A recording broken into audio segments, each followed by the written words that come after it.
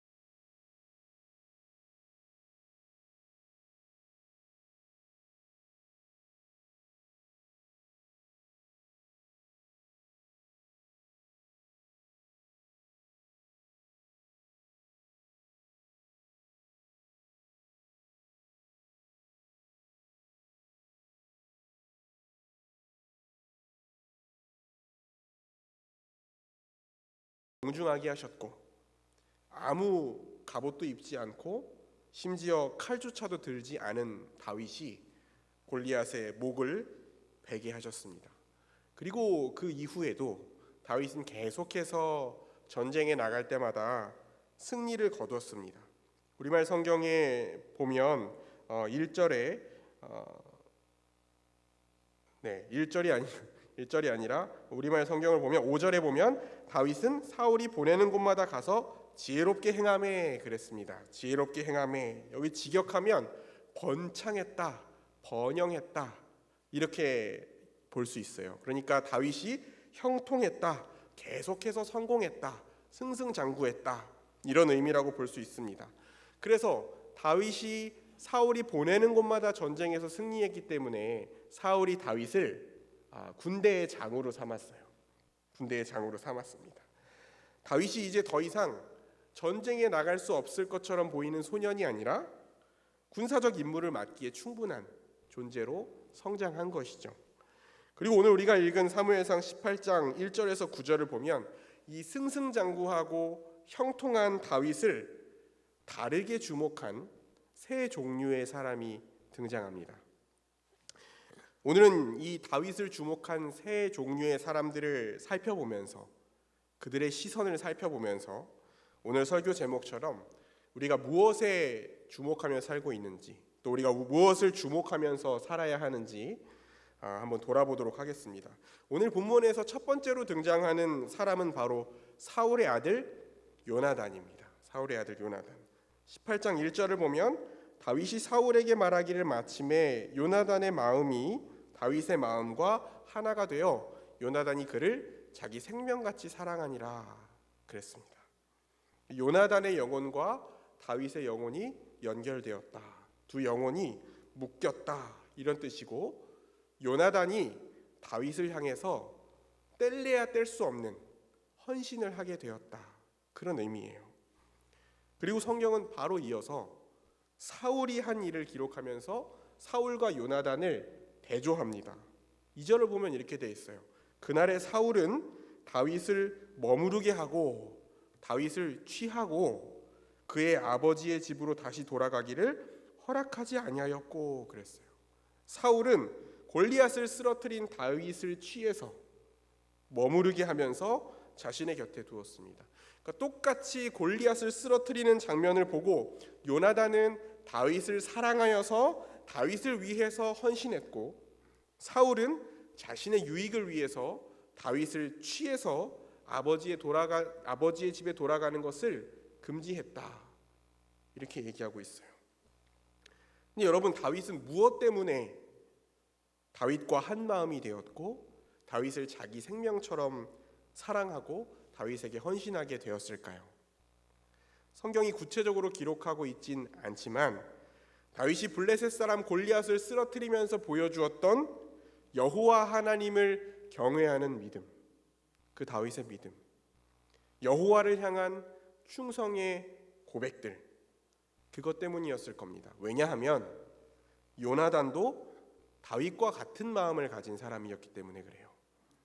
요나단은 하나님을 주목한 사람이었습니다. 요나단은 하나님을 주목한 사람이었어요. 다윗이 온 이스라엘이 주저하고 있을 때 골리앗이 대표로 나와서 이스라엘 중에 누구든지 나와 싸울 사람을 보내라 라고 했을 때, 사울을 비롯해서 온 이스라엘이 주저하고 있을 때 여호와의 이름을 의지해서 홀로 다윗이 나가서 싸웠던 것처럼 요나단도 여호와의 이름으로 홀로 블레셋 사람들을 쳐 죽인 경험이 있습니다. 14장으로 돌아가 보면, 이 14장을 보면 이때는 아직 다윗이라는 인물은 등장하기도 전이고요, 사울이 이제 여호와께 불순종하기 시작하던 때예요. 이때도 블레셋과 이스라엘이 대치하고 있었는데 14장 6절에 보면 이렇게 기록되어 있습니다. 요나단이 자기의 무기 든 소년에게 이르되 이 할례 받지 않은 자들에게로 건너가자. 여호와께서 우리를 위하여 일하실까 하노라. 여호와의 구원은 사람이 많고 적음에 달리지 아니하였느니라. 아멘. 여러분, 어디서 들어본 듯한 말이잖아요, 그렇죠? 요나단도 블레셋 사람들을 저 할례 받지 못한 자들, 다윗처럼 그렇게 얘기했습니다. 그리고 여호와의 구원은 사람의 많고 적음에 달려 있는 것이 아니다.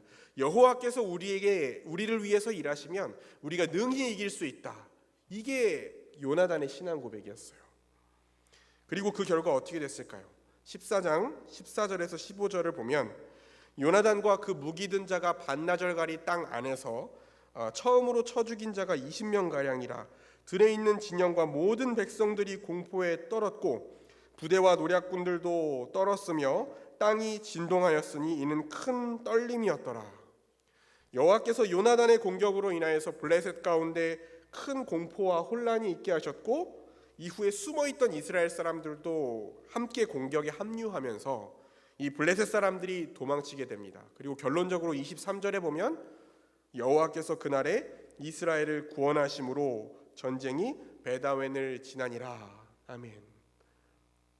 요나단은 다윗과 같은 중심을 가진 사람이었습니다. 그렇기 때문에 여호와를 경외하고 여호와의 이름을 위해서 담대하게 싸운 다윗과 마음이 연결되었고, 그 다윗을 사랑하고 헌신적으로 돕게 된 것입니다. 다시 말해서 요나단은 다윗이 골리앗을 쓰러뜨리는 그 과정을 보면서 다윗이라는 사람 그 개인에 주목한 것이 아니라 다윗이 의지하고 신뢰하는 여호와 하나님을 주목한 것이죠. 그 여호와를 의지하고 신뢰하는 다윗을 주목한 것입니다. 그리고 요나단은 다윗과 언약을 맺으면서 언약의 징표로 자신이 입고 있던 의복과 자신의 무기를 다윗에게 그 징표로 주었어요. 이스라엘의 왕 사울의 아들이면서 왕위를 상속받을 수 있는 그 요나단이 자신의 의복과 무기를 다윗에게 건네준 것은 왕위를 계승할 권리를 다윗에게 양도하는 것처럼 보이기까지 합니다. 여러분, 하나님을 경외하고 하나님을 의지하는 사람은 똑같은 사건을 바라볼 때도 하나님을 주목합니다. 하나님 중심적으로 생각해요. 무슨 일을 시작할 때 하나님의 뜻을 묻고 하나님의 영광이 드러나는 것이 무엇인지를 고민합니다. 일이 잘 되면 하나님께 감사하고 하나님께 영광을 돌립니다. 하나님이 함께 하시는 사람을 보면, 하나님의 일을 하는 사람을 보면 그 사람을 통해서 일하시는 하나님을 바라보면서 기뻐하고 믿음의 동역자로서 그 사람을 사랑하고 지지하고 섬기고 헌신해요. 다윗이 아무도 나서지 못했던 그 전쟁터에 나가서 블레셋의 대표였던 골리앗을 쓰러뜨리고 그 목을 베어 왔을 때, 하나님이 다윗과 함께 하시는 그 모습을 보았을 때, 사실 다윗을 가장 경계해야 할 사람은 요나단이었습니다. 왕이 사울의 왕위를 계승할 가능성이 있는 왕자로서 그 모든 이스라엘 백성들 앞에 영웅으로 우뚝 선 그 다윗이 얼마든지 견제의 대상으로 보일 수 있었을 거예요. 내가 돼야 될 왕의 자리를 저 다윗에게 뺏길 수도 있겠다. 얼마든지 경계하고 견제할 수 있었을 것입니다. 그런데 요나단은 여호와 하나님의 이름과 그 영광을 주목하고 있었기 때문에 다윗의 승리가 곧 여호와의 이름과 여호와의 영광을 드러내는 일이라는 것을 주목했기 때문에 누가 사람 앞에 드러나는지, 누가 더 영광을 많이 가져가는지는 중요하지 않았어요.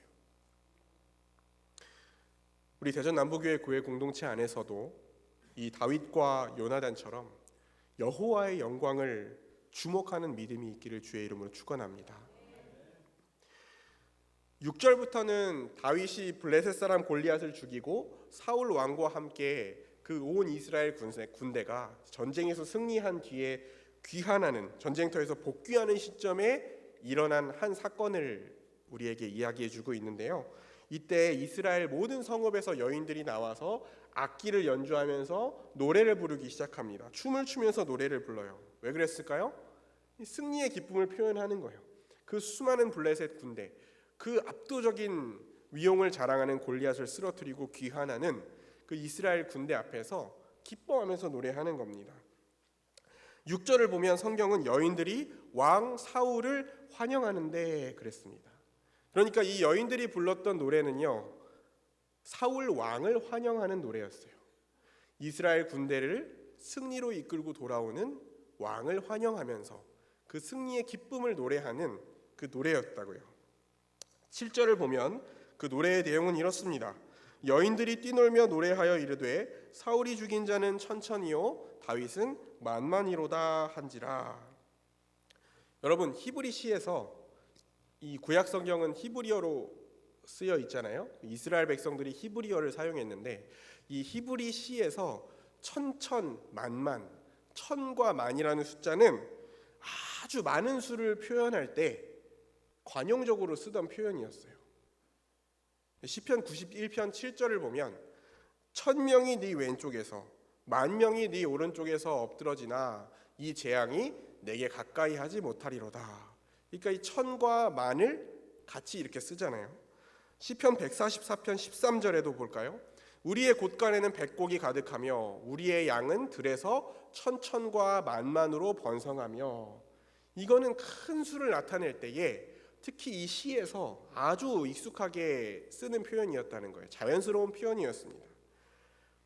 그리고 히브리 시에는 이 비슷한 표현을 두 번 반복해서 그 의미를 더 풍성하게 드러내는 시를 쓰는 기법이 있는데요. 이 평행법이라고 하는 고유한 방식이 있어요. 예를 들면 시편 119편 105절을 보면 주의 말씀은 내 발의 등이요 내 길의 빛이니이다 이렇게 돼 있잖아요. 그렇죠? 주의 말씀은 내 발의 등이요 내 길의 빛이니이다. 그러니까 내 발의 등이라는 뜻이나 내 길의 빛이라는 뜻이나 같은 의미잖아요. 그렇죠? 요 같은 비슷한 의미를 두 번 반복해서 어쨌든 여호와의 말씀이 우리의 인생의 걸음을 인도하신다라는 것을 비슷한 표현을 반복해서 풍성하게 드러내는 거죠. 이런 표현이 시편에 보면 가득합니다.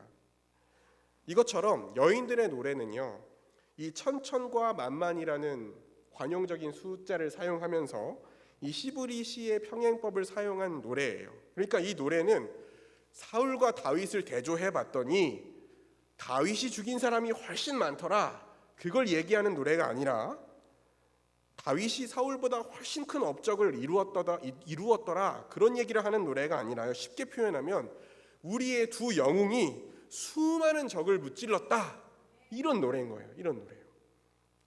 그러니까 여인들이 부른 노래는 얼마든지 부를 수 있는 노래이고 아주 익숙한 노래였던 것이죠. 그렇지만 이 노래에는 본질적으로 아쉬운 부분이 있습니다. 잘못된 부분이 있습니다. 무엇이 잘못됐을까요? 이 여인들이 지금 가장 먼저 노래하는 것이, 주목하고 있는 것이 사울과 다윗이라는 점에서 잘못됐습니다. 여인들은 사울과 다윗을 주목했어요. 여러분, 이 전쟁에서 이스라엘이 승리를 거머쥐고 돌아올 때 여인들이 진짜 주목하고 정말 찬양해야 될 대상은 사울과 다윗이 아니었어요. 누굽니까? 여호와 하나님이죠. 여호와 하나님. 여호와 하나님을 주목했어야 됐습니다. 다윗은 여호와의 이름으로 여호와의 전쟁을 치렀습니다. 그리고 블레셋 사람을 다윗의 손에 넘기시고 이스라엘의 승리를 주신 것도 여호와 하나님이시죠. 그러니까 여인들은 사울이나 다윗에게 주목할 것이 아니라 하나님을 주목하고 하나님을 찬양해야 됐습니다. 여러분, 이스라엘 백성들이 홍해에서 아니죠. 출애굽을 하고 홍해 앞에 섰을 때 애굽의 군대가 이스라엘을 추격하잖아요. 그렇죠?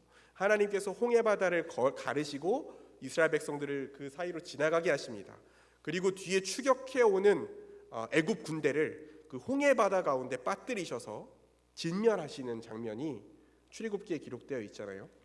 그때 이스라엘 백성들이 그 홍해로부터 빠져나왔을 때 미리암과 여인들이 소고를 치면서 똑같이 이 전쟁의 승리를 기뻐하면서 부른 노래가 있습니다. 출애굽기 15장 21절인데요. 같이 한번 읽어볼까요? 21절 미리암이 시작. 미리암이 그들에게 화답하여 이르되 너희는 여호와를 찬송하라. 그는 높고 영화로우시며 말과 그 탄자를 바다에 던지셨음이로다 하였더라. 아멘. 이 이스라엘의 왕을 맞이하는 여인들도 마땅히 먼저 여호와께 영광을 돌렸어야 했지만 그들은 사울과 다윗을 주목하고 그들을 칭송했습니다. 여러분, 우리도 자연스럽게 사람에게 주목할 때가 있잖아요. 어떤 사람이 뭔가 열심히 잘했을 때 그 사람의 수고에 대해서 알아주고 세워주고 격려하는 건 좋은 일입니다. 이렇게 할 수 있는 사람들, 정말 그 사람을 세워주고 위로하고 격려할 수 있는 사람은 아까 요나단처럼 하나님께 주목하는 사람이에요.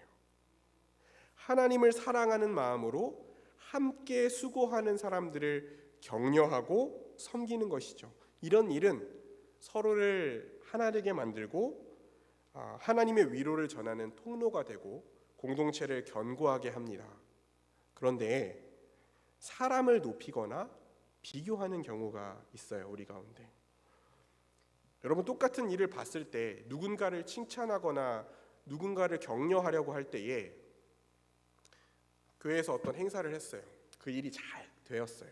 그때 이번 행사를 통해서 수고하신 분들이 많은데 그 수고하신 분들을 통해서 하나님이 이런 열매를 맺게 해주셨습니다 라고 말하는 것과 와, 역시 집사님은 진짜 다르네요. 다른 사람이었으면 절대 이렇게 못했을 텐데, 이렇게 말하는 거는 분명히 차이가 있죠. 어떤 사람이 교회에서 많은 일을 맡아서 하고 있어요. 혼자서 여러 가지 일을 하시는 분이 있잖아요. 그런 분을 볼 때에 하나님이 저분을 통해서 일하시는 것을 보면 정말 감사하다, 이렇게 말할 수도 있는데, 저 사람이 우리 교회에서 진짜 중요한 사람이야, 저 사람 없으면 안 돌아간다니까, 이렇게 말하는 건 분명한 차이가 있죠. 분명한 차이가 있습니다. 어떤 일을 통해서 하나님이 영광을 받으셨는가, 하나님이 어떻게 일하셨는가, 하나님이 어떤 은혜를 베푸셨는가, 그것에 주목하고 하나님 중심적으로 생각하고 말할 때 사람을 격려하고 세우더라도 그 일이 덕이 되고 하나 되는 역사가 일어나요. 그런데 사람을 주목하면서 생각하고 말하면 누군가는 상처를 받고 갈등이 일어나고 공동체가 분열되는 겁니다. 우리가 생각하고 말할 때마다 이 요나단의 행동과 이 여인들의 노래를 생각하면서 우리가 하나님을 주목하고 있는지 사람을 주목하고 있는지 분별할 수 있기를 주의 이름으로 축원합니다. 마지막으로 하나의 관점이 더 남았습니다. 이야기를 좀 더 살펴볼까요? 아까 여인들이 한 노래, 사울이 죽인 자는 천천히요 다윗은 만만히로다. 이 노래는 좀 전에 말씀드린 것처럼 히브리 시의 특징을 고려할 때에 익숙한 표현들로 이루어져 있고요. 다윗과 사울을 비교하려는 의도로 불려졌다라고만 생각할 수는 없어요. 그런데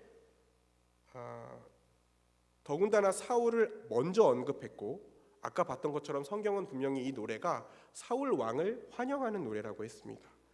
그런데 사울은 이 여인들의 노래를 불쾌하게 여겼고 심히 분노했다 그랬습니다. 직역하면 그의 눈에 악했다 이렇게 써 있어요. 그의 눈에 악했다. 그 여인들의 노래가 사울의 눈에 악했다는 거예요. 사울은 이 노래를 왜 이렇게 들었을까요? 이 기쁜 날, 사울은 이미 여호와께서 자신을 떠난 것으로 인해서 불안하고 두려워하고 있었고, 그가 가장 집착했던 것, 백성들의 지지와 환호마저 빼앗기는 것을 가장 중요하게 여겼기 때문입니다. 사울이 주목했던 건 뭡니까? 자기 자신이었어요. 사울이 주목했던 건 바로 자기 자신이었습니다.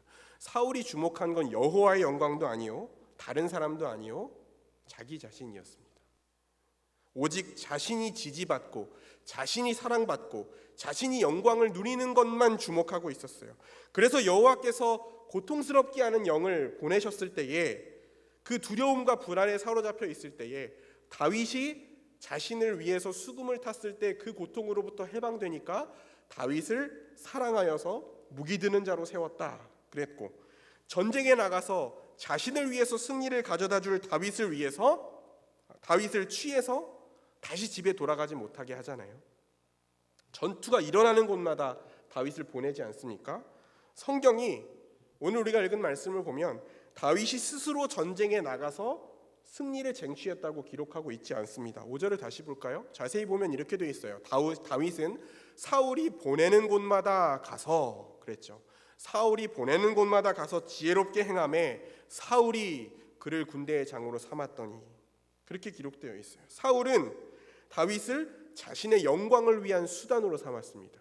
자신이 영광받기 위한 도구로 삼았어요. 그런데 그런 다윗이 자신이 누렸던 지지와 영광을 빼앗아갈 것 같은 기분이 들었을 때에 질투와 분노에 사로잡히게 되는 거예요.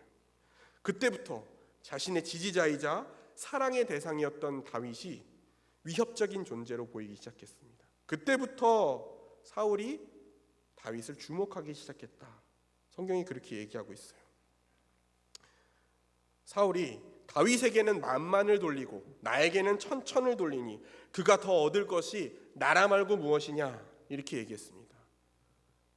이제 내 왕위까지 다윗에게 갖다 바치겠구나, 그렇게 얘기하는 거예요. 그리고 아까 말씀드렸던 것처럼 다윗을 주목하기 시작했는데 왜 주목했습니까?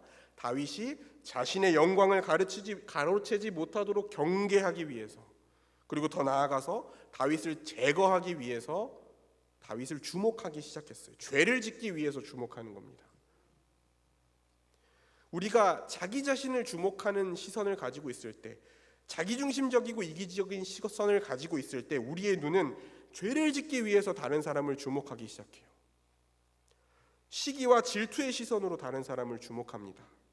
다른 사람을 판단하고 흠을 잡고 정죄하고 비판하고 수치를 주려는 목적으로 다른 사람을 주목하기 시작해요. 자신의 이익을 위해서 다른 사람의 것을 가로채고 착취하기 위해서 주목하게 됩니다. 나를 드러낼 기회에 주목하게 됩니다. 내가 이렇게 많이 안다, 내가 이렇게 통찰력이 있다, 내가 이렇게 생각이 깊다, 내가 이렇게 일을 잘한다, 내가 이렇게 탁월하고 내가 이렇게 열심히 한다, 나는 이런 것까지도 알고 있고 이런 것까지도 보고 있다. 오직 자신을 드러낼 기회를 찾고 자신을 드러내려는 목적으로 말과 행동을 합니다. 여러분, 아무리 교묘하게 말을 하고 행동해도 겉으로 볼 때 비슷비슷한 말을 하는 것처럼 보이잖아요. 나를 드러내기 위한 건데 하나님의 영광을 위한 것처럼 포장하거나 나의 것을 취하기 위한 건데 뭔가 더 고귀한 목적이 있는 것처럼 포장한다 하더라도 결국 사람들의 눈에 드러나게 돼 있습니다. 저 사람은 하나님께 영광을 돌리는 일에 주목하고 말하고 행동하는 분이구나. 우리가 그런 사람들이 있잖아요. 우리가 보면 저 사람은 늘 사람한테 주목하고 사람을 판단하는구나. 저 사람은 늘 자기중심적으로 말하고 행동하는구나. 저 사람이 저런 말을 하는 목적에는 자기를 드러내려고 하는 이유가 있을 거야. 자기의 이익을 찾으려는 목적이 있을 거야. 함께 지내다 보면 알게 됩니다. 근데 혹시 사람들이 눈치채지 못한다 하더라도, 너무 잘 포장해서, 너무 언변이 훌륭해서 눈치채지 못한다 하더라도 하나님은 아시잖아요. 하나님의 은혜로부터 멀어지게 되는 것입니다. 사람을 주목하고 자기 자신을 주목하면서 살다 보면 결국 가장 많은 것을 잃는 건 자기 자신이에요. 그리고 나 한 사람에서 그치는 것이 아닙니다. 그 사람의 말과 행동으로 인해서 상처받는 사람, 소외받는 사람, 분노하는 사람이 생기게 돼요. 주님의 몸인 교회 공동체에 문제가 일어나게 됩니다. 가정에서나 일터에서도 마찬가지겠죠. 사랑하는 성도 여러분, 오늘 하나님이 함께 하시는 여호와의 이름으로 승리를 거두고 돌아오는 이 상황을 보고 서로 다른 것을 주목한 사람들을 우리가 함께 살펴봤습니다.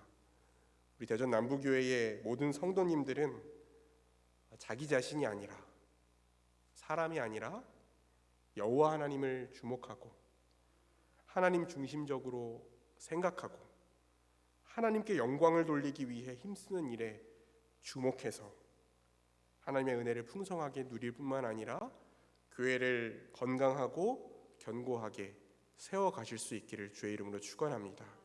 기도하겠습니다. 하나님 아버지, 같은 것을 보면서도 하나님을 바라볼 수 있는, 하나님을 주목할 수 있는 믿음이 우리에게 있을 수 있도록 인도하여 주옵소서. 우리가 연약하고 무지하고 무감각하여서 혹시 사람을 주목하고 자기중심적이고 이기적인 모습으로 살아가고 있었다면 이 시간 성령께서 조명하셔서 그 악한 마음을 깨닫게 하시고 그 어리석음으로부터 벗어나 우리가 하나님을 주목하는 하나님의 백성으로 살아갈 수 있도록 우리를 바로잡아 주시고, 그리하여서 우리가 공동체를 깨뜨리는 자가 아니라 세우고 견고케 하는 자들이 될 수 있도록 은혜 베풀어 주옵소서. 예수님 이름으로 기도합니다. 아멘.